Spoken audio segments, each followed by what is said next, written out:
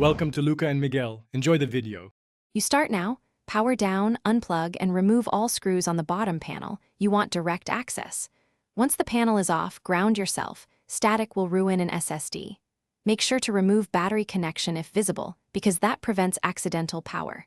You should see the M2 drive near the cooling vents. This layout matters because the screw and standoff hold the module at an angle. Use a magnetic screwdriver to avoid dropping screws into the cooling assembly. You'll loosen the tiny retention screw first, then lift the drive gently, no force. Once removed, compare keying and size. The new NVMe must match the slot. Insert the M2 at the same shallow angle, then press it down so the gold fingers fully seat into the connector. This ensures electrical contact.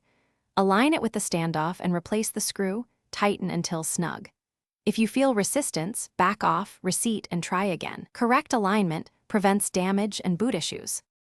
Once done, reconnect any battery cable you removed and close the bottom panel.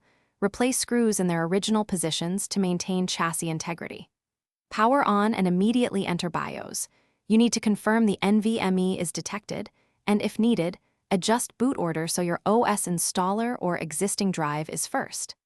If the drive does not appear, make sure you reseated it, verify the retention screw contacts the standoff, and confirm the drive is NVMe.